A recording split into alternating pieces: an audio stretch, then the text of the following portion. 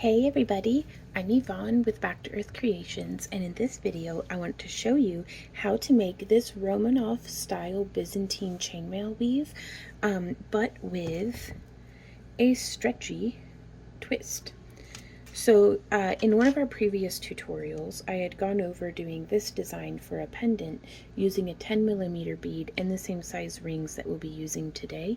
Now here though, you can see this actually works out really well using 8mm beads as well. It gives you a little bit more space and a little bit more movement. You can do this with 10mm beads, but it makes it quite a bit more rigid. And I liked something that had a little bit more of a drape to it. And then as more things come up, we'll just go ahead and get into it. The first thing we're going to want to do is to get our bead links made.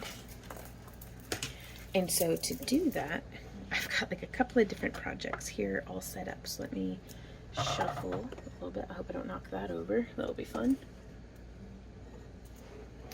So here I have some 18 gauge, and this is American wire gauge. It's just wire from Parawire. And coming through, I'm not certain what millimeter this is off the top of my head. I'm getting this one made and then I'll show you the next one. And the tools you'll want for this are flat nose pliers, round nose pliers, and wire snips. And so I'm going to come in here and I'm going to snip. I want to start with my wire being flush on the end, and I am working off the spool just because you can kind of see I'm going to be doing a bunch of these bracelets, so I have all the beads strung up onto our 18 gauge wire. But if you could cut off about 3 to 4 inches is way more than enough to be able to do a link like this. But you'll see here, whenever I do this, it's very little waste. So I'm going to want to do a 90-degree bend with our wire like that. And then just coming in with my round nose pliers, I'm making a little loop. And the goal here is to have the loop be like a balloon on a string. And that's why we do the bend first, is it helps our little loop to stay centered up to the line. And that way it's centered on the bead whenever we slide our bead up. Now these are just 8mm beads. You can use faceted beads and stuff as well, with no kind of complication or anything like that. Then I'm getting my flat nose pliers just as close to the bead as I can and doing a little bit of a bend. And then with our flush cutters, you can see there's one side, maybe one side that cuts flat and one side that cuts kind of pinched with the way that the blades are. And so I want to cut so that the flat side is there on our project. And then usually when I'm working like in mass like this, I'll go through and just flip it around and just snip, and I mean just a wee bitty bit of a snip, if you can see there, and that just pings off into the into the void of the craft room. And I'll go through and do 8 of these for our project. So you do the bend and then shape it around. We have a whole video about making wire wrapped links here on our YouTube channel. I'll have that linked down in the video description below, as well as maybe up here on the side of the screen. So we're going to slide our bead up, place our flat nose pliers with enough space that whenever we do the bend, we don't want our pliers to be risking chipping our bead. So I'm going to come in, and I usually function around 10 to 12 millimeters for the length of my loop. Whenever you're making your loop, you want to make sure that it will be accommodating of being able to fit 2 of the rings into it. And I'll show you what I mean by that here in just a moment. So let me get the end of this. Whenever I've got a bunch of beads strung up on my wire, I always try to make sure that I finish it with a little loop so that I don't have to worry about my beads falling off. And then I just set it off to the side. And let me actually show y'all. So this is my loop end, and these are all the beads that I have set up And then I just have the spool sitting in there. So because we plan on making a whole bunch of these bracelets like how I'm wearing and how's on the table, just for our booth and for our website and for like gifts and stuff. So and we're going to be doing a bit of driving, so that's a perfect project to just sit in the car while working. So whenever we have our links to this step, I like to take it and just shape it around, get that positioned, and then I use just the hinge of my round nose pliers to flatten that out.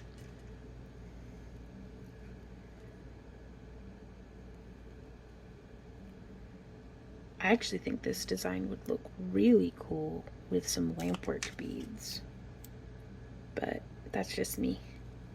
I think that'd be a lot of fun to really get it to feature some lamp work. Okay, I'm going to set these off to the side because those are for a separate bracelet. So whenever I was talking about you want your wire to your loops to be able to accommodate 2 rings, it's because whenever we take it, we'll hold our link like that, and then we're just going to bend it open with that little bit of space. And this is where these rings are going to come in.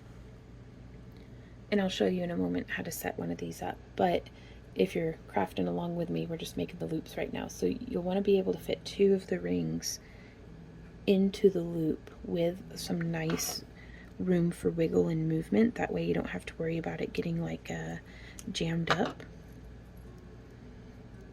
And I test that by just holding it and then wiggling it. Yep, you want a nice movement. So we're going to start by making each of these bracelets I've found is pretty standard, and you can make it larger or smaller based off of the wrist size that you're crafting for. But I found that 8 segments, each one of these I consider a segment, so you only need for 8 beads. So we're going to start by preparing. If you can see here, the grid probably makes it difficult to see, but we have these little segments of 2-2 chain where it's 2 links to 2 to 2 to 2 to 2, and it takes 2 of those per bead. So that's 1 unit, 2 unit, 3 unit, 4 unit, and 5 units. And then for each segment I have 4 additional rings open. Let me make some space. So the rings that we're going to be using today are these 18 gauge, that's standard wire gauge, 3/16 inch inner diameter, and then you could either use aluminum in 1/4 or 16 gauge 1/4 inch. This is all going to be written down in the video description, by the way. Or you can use 16 gauge 1/4 inch EPDM rubber rings. And that's what I'm going to be using to be making it stretchy. But if you don't want it to be stretchy, I'll show you how to do that. So let's go ahead and take a pinch of these rings here.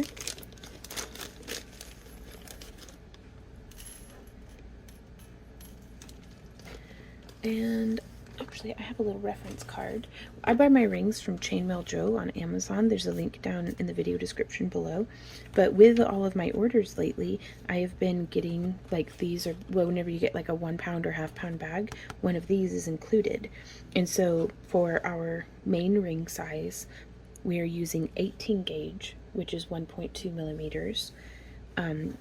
And that's the wire diameter, and then the inside diameter is 3/16 of an inch or 4.8 millimeters.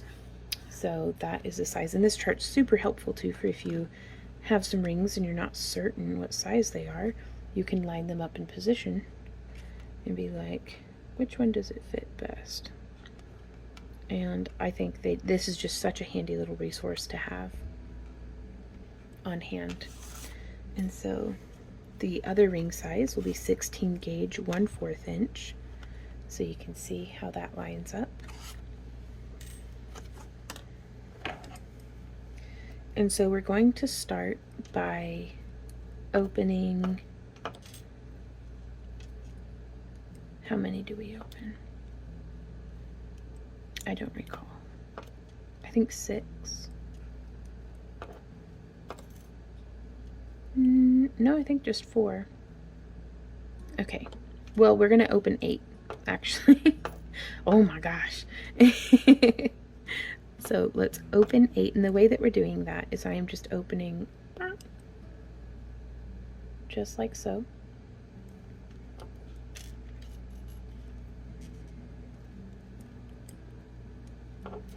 And then we're going to close,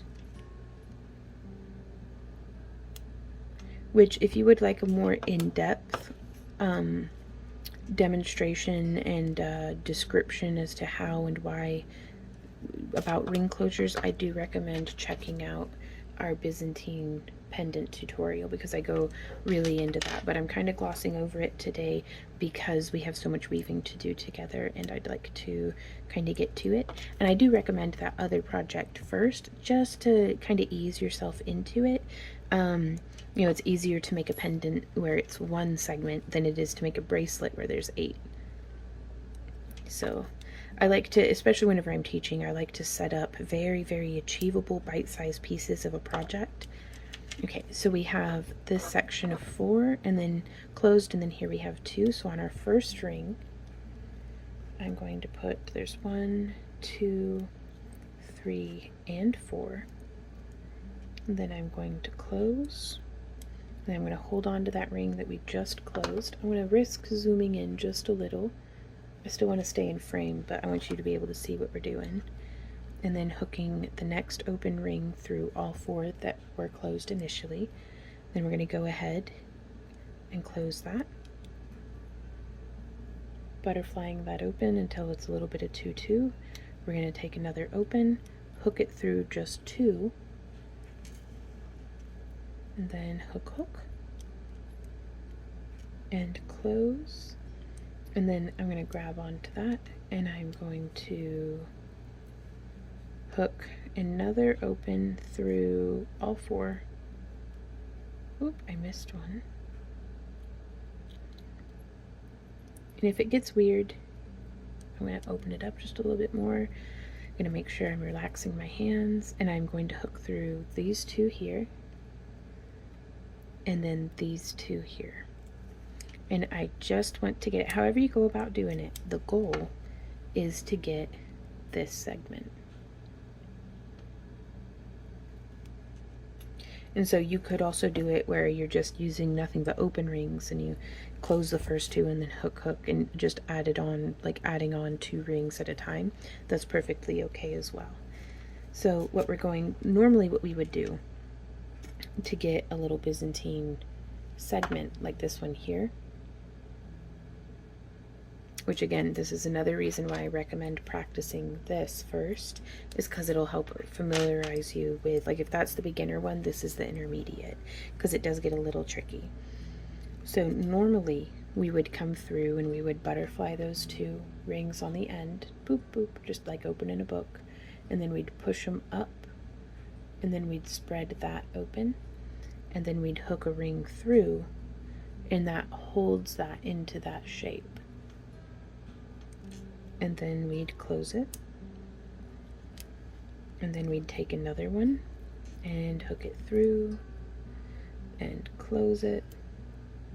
And again, that just maintains, I think it makes a little, you know, the first ring holds it in place, the second ring makes it look on purpose and gives it a little bit more substance and strength and bilateral symmetry and all sorts of stuff. So hooking through on the other side.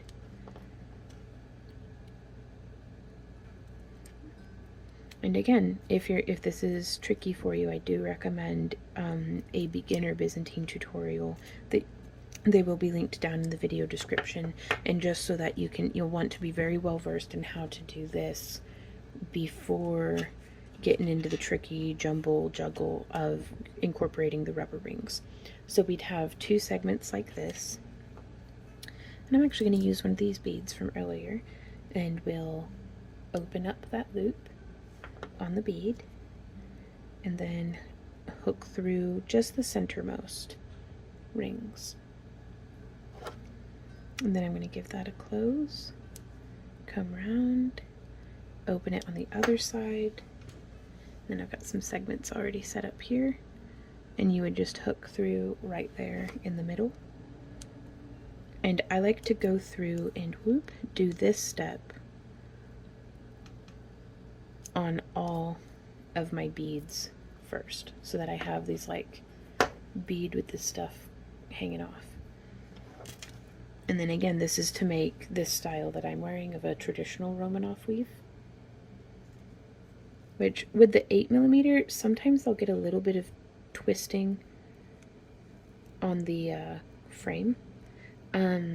It can be nice to use a 10, even though it makes a 10mm bead, even though it makes it more rigid. I don't find I have as much trouble with that moving around on me.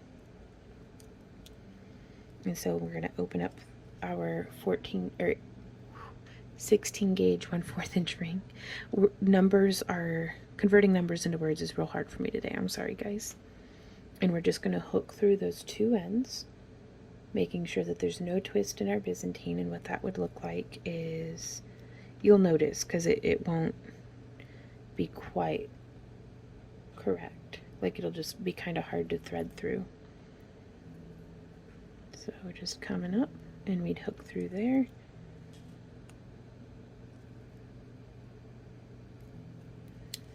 And that's how we would start it. And then we would build off in the other direction by hooking through these two.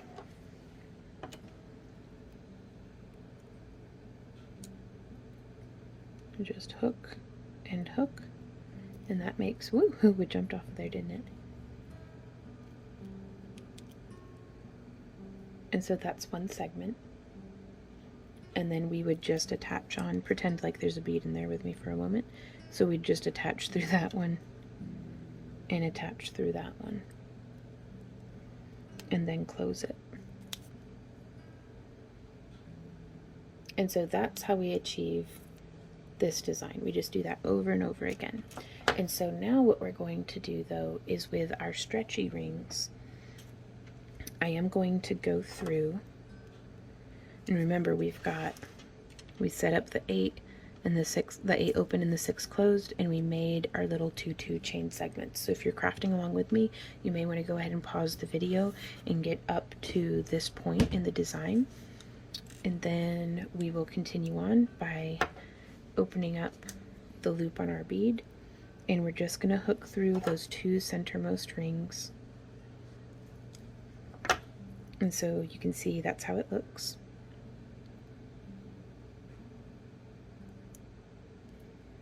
And then we're going to open up the other end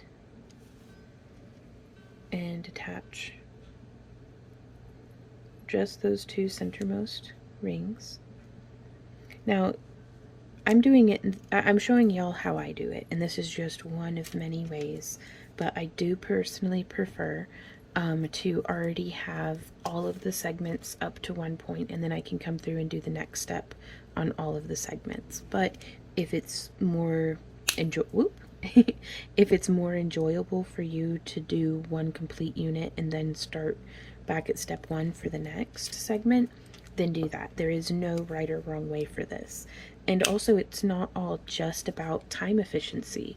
The joy that you derive in your work, the joy that you make in your work, is what you have left when the piece is sold and the money is spent, and or the gift is given. It's so it's not just about crunching numbers and being the most efficient chain mailing machine ever. It's if it's more enjoyable for you, that's a valid thing to consider as well. Okay, so here you can see this loop is too small for these rings because it's not letting them sit comfortably side to side as it is on the other end.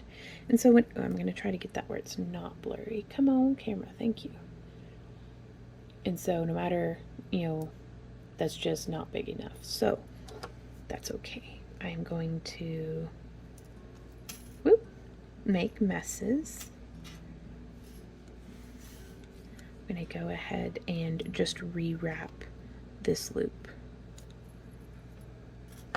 And so to do that, I'm going to come in, I'm just going to snip an end off, and I save all of my scrap copper, like plated copper wire, because I like to melt it down, and it's a lot of fun.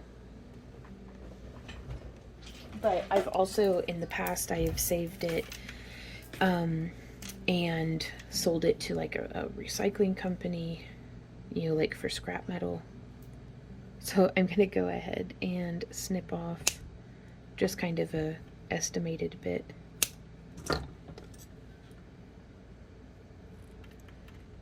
Going ahead and making the loops on my spool of wire so I don't lose all my beads. And I do have a little mark there on my pliers, and I think I just made that loop too small as well. Oh, that's a problem for future Vaughn. But I put a little mark on my pliers with a file because I wanted, you know, to be able to avoid this. And so it's like I need it to be that big so that the rings can fit through. And so just threading that through, going ahead and doing our bend. And I am going to give it another little bit of a snip. Whoop. And then lining up with that mark on my pliers, coming around. Now you can see I gave myself a little too much wire, so I'm just going to offset that side and roll it in a bit more. And then using my flush cutters, these are my favorite wire snips, by the way, because I've been using them for years and years, but they do such a good job of just getting in there and snipping. If there's not enough room, you can't open it up, but just getting in there and snip. Even towards the tip of the wire snips, it does such a good job getting a clean cut. So there we have that. And now let's try that again. And also I apologize if it's very loud in the background. It's a scorcher today, so we have the air conditioner going, and we also have our kiln going in the other room, making some homemade cabochons for our next shop update, which if you like crafting and you'd like more crafty supplies, you can check us out at backtoearthcreations.com. And then we also do a subscription service where we send out kits that have accompanying projects, a different project each month, though you could use the materials for whatever you like. They're very versatile, but it's the same para-wire that we love wire wrapping with, and it's also all of the cabochons that we make here in our home and that we use in our own work are what we send out in our kits as well. So again, you can check that out, backtoearthcreations.com, and there's also links down in the video description. But that's what that noise is. Shameless self-promotion. Do we have one more? We have one more bead. And so I'm just coming in and opening that. But yeah, I love, love, love chainmail because it's such a great way to kind of, once you get the hang of it, whoop, and it does take some practice. And even now, what's happening with all this plier slipping is I'm not grabbing enough of the wire, and so my pliers slip off. And it's just, I'm just being hasty. But haste usually just rushes me into more problems. So take a breath, slow down, be patient with yourself, be patient with the project. There we go. And now we are going to come through and use all of these open rings. I'm going to start fresh and then I'm going to show you how to join it together. So let's presume that I don't have this little bit already made. And so I'm just going to come in here and we are going to make sure that our link is oriented correctly. And then I am going to split these two rings. So it's exactly the same as before, but now that there's a larger, clumsier piece in the way, we do that split, and I'm hooking one ring through. And I am grabbing 2 of our 16 gauge 1/4 inch EPDM rubber rings. You can use the glow-in-the-dark silicone rings or just regular silicone rings. I get these from the ringlord.com, linked down in the video description as well. The silicone rings I have found do not hold up as well over the years as what the EPDM do. Those are very, very durable. And I'm just leaving one ring on for now, because now I'm going to flip it to the other side, again trying to make sure everything's nice and like 2-dimensional. And then I'm going to split these rings open, boop boop, and then split these 2 apart. Then I'm going to grab one open ring and hook through, and then hook through the rubber rings. Now this has been tricky for me to get to where it happens correctly. So I like to, that's why I just do the one ring on each side at first, is to make sure that everything is laying, yep, it's laying correctly. And so now I'll come through, and I'm just going to hook through our rubber and then turn and hook through those two to complete that Byzantine pattern. And the only reason why this is complicated for me is because I'm used to opening, and why it may be complicated for you as well, is usually we open these rings and just hook them through, but the rubber rings don't open, so we have to kind of find a workaround. Which, if there is a crafter, there is a way to work around and still figure out how to make it work. So again, just doubling up on the other side and then closing those rings. And then from here, I'm going to attach this in line, and we are going to continue working on this bracelet. Because sometimes you can't anticipate how things are going to go sideways and mess up, and I feel like knowing how to recover from messing up is almost just as important as knowing how to do it correctly. So, again, making sure that there's no twist. We're going to fold those rings back, pull these two open, and hook through. And then I'm going to pick this up, and you can pick whichever end you want. And then I'm going to close it, and then we're going to pick up another open ring, coming around to this side, opening that up, opening those, hooking a ring through. And also I flipped my project a whole bunch just so that I'm not having to juggle in my pliers what angle I'm inserting from, like inserting the rings. And so now yep, checking it, it is laying correctly. So I'm going to pick up another open ring, hook through those two rubber, then I just let it hang, pick it up with my left hand again here, and then just hook through those two. And then come in. This is where I really do love my bent nose and stepped nose pliers, is because it lets me get a good grab whenever there's not a whole lot of ring exposed. Okay, so I'm hooking through our rubber, pulling that open and hooking through, grasping and closing. I know I said I was going to gloss over it, but I'm still going to bring it up. If you're having difficulty with the quality of your closures, I recommend whenever your rings are being saw cut, the saw removes a little bit of material. And so we did that. We're going to hook on the rubber rings. And whenever that material is removed, whenever we come in and close the ring, it really helps to apply a little bit of inward pressure. So my hands are actually pressing towards each other. And then I wiggle back and forth to get a little bit of, whenever you let go, you don't want the rings to go back off alignment. You want them to be as perfectly aligned and butted together as manageable. Just because that helps, to have such a nice high quality piece of jewelry. Okay, and so taking a look at it, making sure everything's oriented, just reorienting myself every time helps so much. You may not have as much trouble with it, but I do. So every single ring, I double check my work. And so we're just going to hook that through and then close it. And we're going to take a peek. Yep, it's looking good. So we're going to double up on those rings. Hooking through the rubber and hooking through the two of the Byzantine, and close, hooking through. Now here's a spot where it's kind of getting a little weird, because with that loop it goes off to one side, and so it can take just a little bit of kind of poking, because if the rings get turned around, there we go.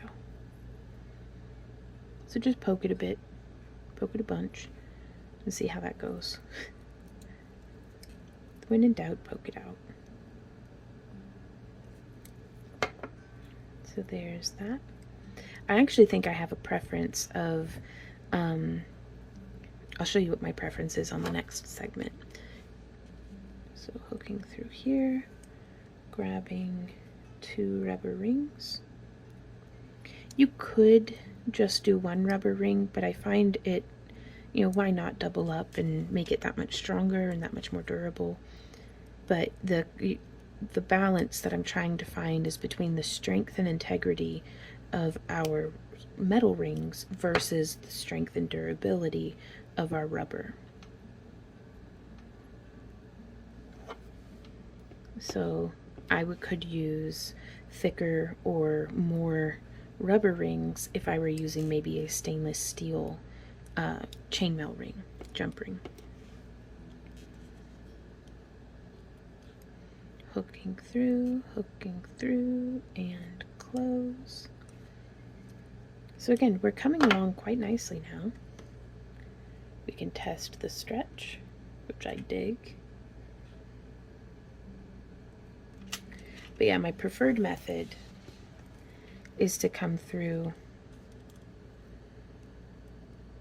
No, why am I hooking the rubber rings? I like to attach the new rings on first. And so just prepping that, hooking it through, attach the 2 rubber, and close. Then it's okay if you drop it. You just reorient yourself. And then we're going to come to the unit on the other side of the bead.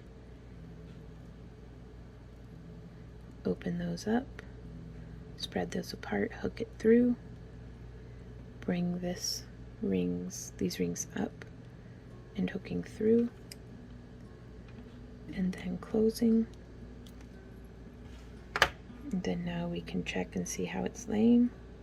That looks correct. Let's go ahead and double up on those rings.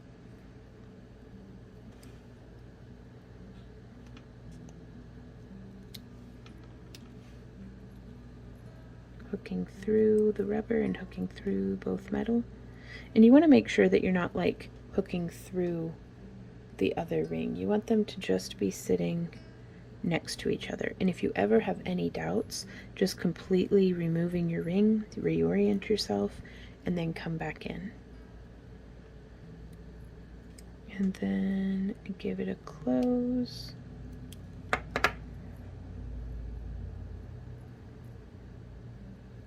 So now we would come around, making sure everything's flat, folding those apart, opening, hooking through, and then I would just attach onto the new ring. And I think the reason why I like this is because I'm not having to constantly be holding the bracelet. I can just pick it up and add on the new segments. But again, this is only my preference, and I'm sharing it with y'all in a hope to be helpful, but this is in no way being like, this is the only way or correct way of doing it. So if you weave yours differently, I'd love to hear about it. It might help me take my chainmail to the next level, because any way that I can make it more efficient and more enjoyable, the better. So now I'm going to go through and I'm going to double up those rings.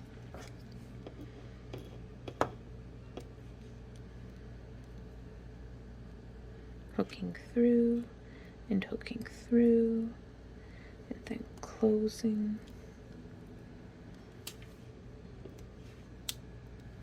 Then hooking through, bringing that around, and then hooking through, and then closing.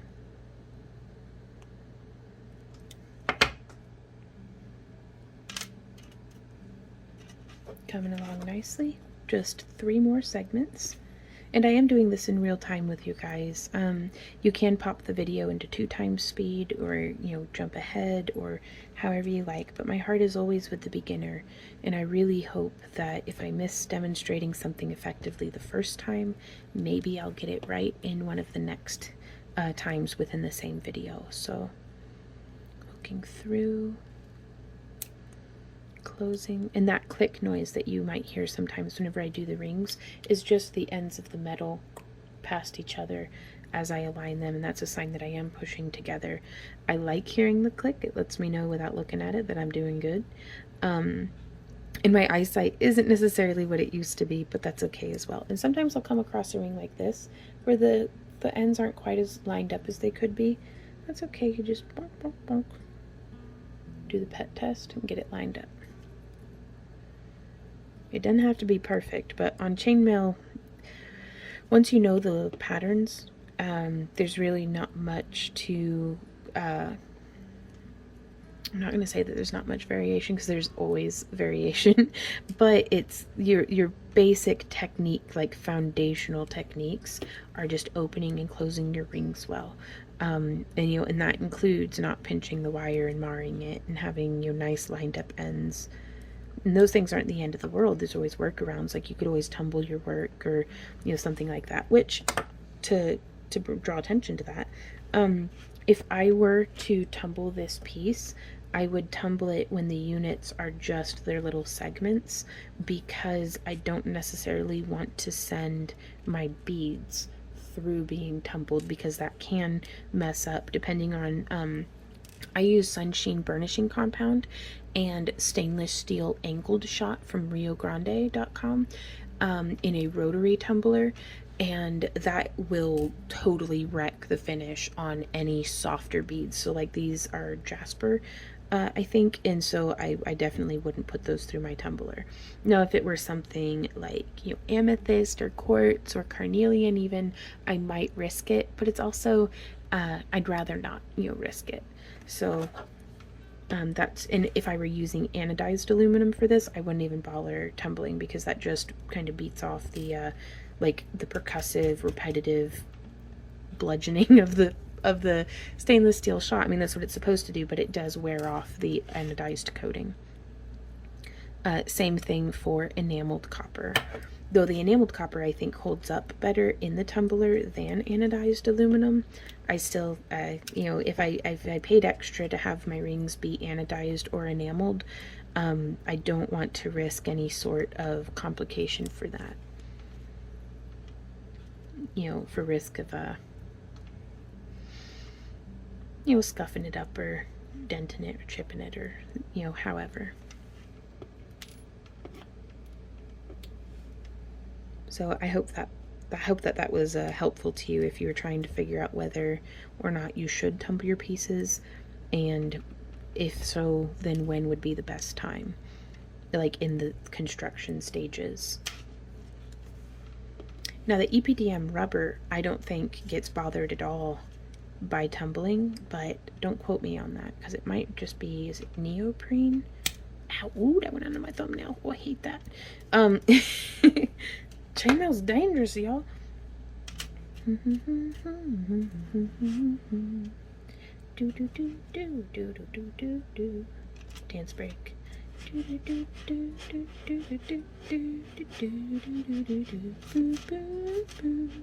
Okay, back to work.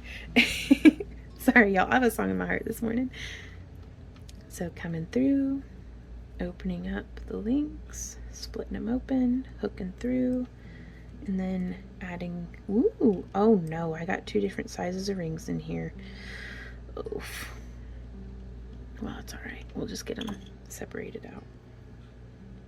So yeah, it's not super important that the ring size is exactly, for the rubber rings, that it's exactly 16 gauge 1/4 inch. I think these are actually 16 gauge 5/16 perhaps, but they just got mixed in apparently with my 1/4 inchers, but that's okay. Again, we'll make it work. But no, it is important to use the 18 gauge 3/16 though, just to get a good sizing around the bead. Though I highly encourage you, don't just go by my word for it. Experiment. Try out with the different ring sizes that you might have and see if, something works for you, and, not just works for you, but you might prefer it. The aesthetic, or the just the composition of the piece using different ring sizes, because that's one of the really fun ways to add variation to chainmail, I think, is to use different ring sizes, different metals, different metal tones within metal families. You know, so like you could have a bright copper piece or you could have an oxidized copper piece. That gives two very different effects. But it's still using the same copper rings, it's just in how you finish them.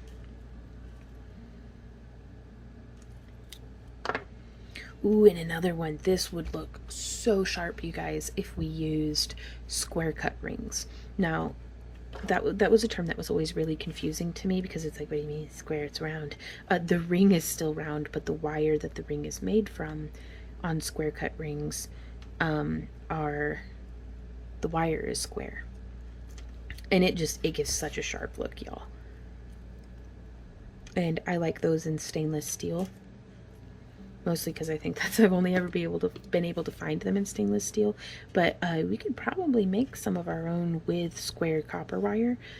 That might be a video for another day, though. Making our own square cut rings. Actually, I really want to do that now. Okay. So I'm hooking through here and hooking through here, and then I'm going to give it a close, and we're on to our last unit, you guys. So that is going to be, we're going to add it, and then we're going to be joining the ends. So since I already have these rubber here and these rubber here, I do not need to do it the way I normally do, where I add onto the rubber rings first. So I guess I'm just going to pick an end and have that be the one that I attach to. If you're doing some sort of color sequencing with your beads or anything like that, that I'd be mindful about, what order you're putting them in. But I'm doing this just kind of hodgepodge, because they're such kind of varied beads anyhow, and they're kind of a random bead finish. So I liked having it be nice and random. Okay, so I'm hooking through, and then coming around, hooking through and closing, and then we'll double check it.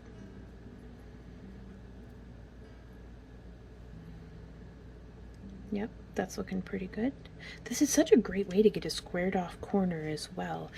Y'all, oh my gosh, I think it would be so cool to do one of these as a pendant, but then have it attach up to, instead of a bail, have this be, the larger ring, and then have this split off into the necklace, like the neckline.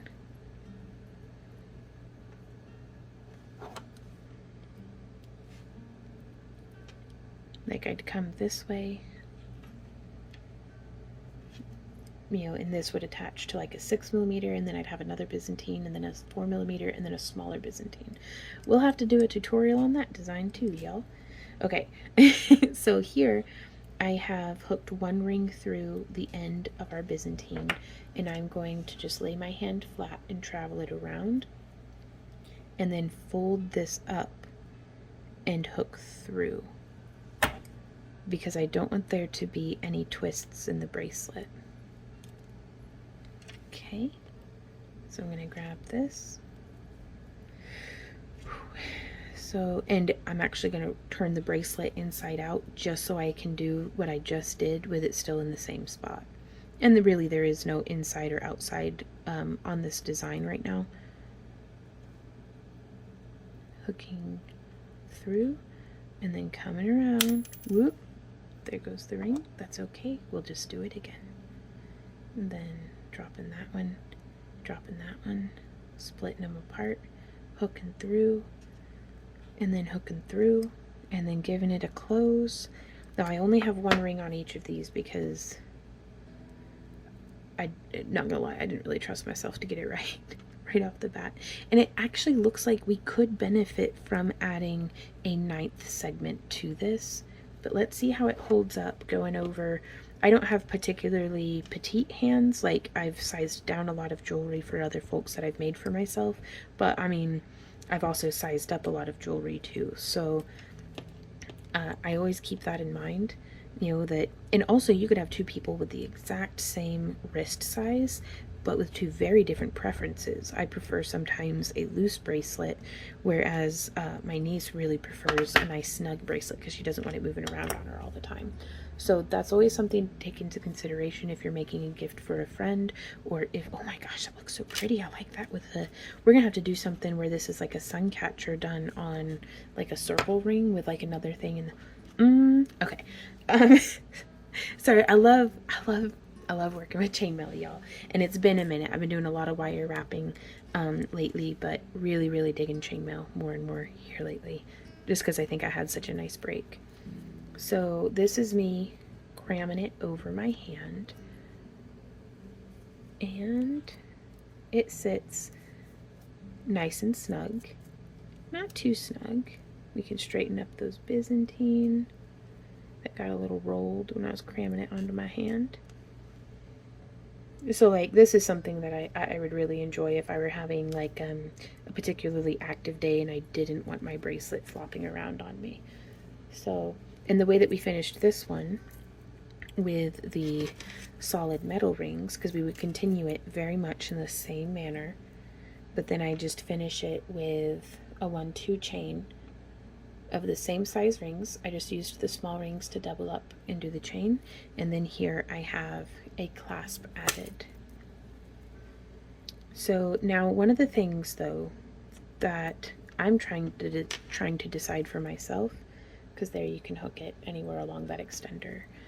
I don't know if I prefer, I think it looks very elegant done in straight silver, though I also think it would look really cool to be able to do like maybe some copper rings or something there in the center. You could also use like copper washers or something of the sort, or even like possibly a big round lampwork bead that has a very large hole, and you could use larger rings to attach those, and so add other design elements that way. Whereas with the rubber rings, I'm kind of limited to like kind of basic colors. There's not a huge spectrum of rainbow ring, or not rainbow rings, but like it is kind of a basic rainbow of, there's one kind of yellow ring that I've been able to find, there's one kind of ring, green ring that I've been able to find in the rubber rings, and so it kind of limits you that way. And so if it's not your favorite thing with the black rubber, don't forget that you can do the same exact thing with metal, same pattern, modified a little bit in the construction steps, but the end result is very similar. Let me know what you prefer down in the comments. I think a lot of it depends on what ring you're using, you know, or what bead too. But yeah, if I were making this for in the booth, I would very much like, I would probably do 9 segments, because this is a little tight for my taste, and then it makes it a little easier to take it on and off as well. But you can see there, that's pretty durable, and you'll want to check to make sure that your rings aren't splitting open in any places like that. But this is quite durable. So that is how to make this bracelet, you guys. If y'all have any questions, comments, or ideas, please leave them down below. I love hearing from you guys. And down in the video description are all sorts of different, you know, our social media, different ways to support the channel. Like you could become a YouTube channel member, and then you can check out our website at backtoearthcreations.com. And that has our schedule of events as well as our video schedule for here on YouTube. So until next time, you guys, thank you so much for being here, and happy crafting. Mwah! Bye. Also, as a final note, I am making this for sale out of my booth at our next vending event, and so I'm definitely going to make this to be 9 units instead of, or 9 segments instead of just 8 segments, because when I'm in my booth, it's a lot easier to size stuff down than it is to, you know, have to make sure that I have all of my beads and rings and different materials to increase the size. So I always make it a little larger perhaps than what I think I would necessarily need, and then if it needs modified beyond what I can do in the booth, I just get the contact information of the client and you know, payment, and then we make it and ship it out. So, or we modify it and ship it out, and usually for that we'll take like half up front and then half upon completion prior to shipping. But most of the time we prepare to the point that oh, and I didn't finish off the things, but I'm going to be adding in another unit anyways. Most of the time, by coming prepared and having a lot of stuff larger than what we need it, I can usually scavenge from my resize bin of other things that have been kind of shortened down to make it work there in the booth. That way we don't have to, we can make sure the customer gets to take it home with them that same day.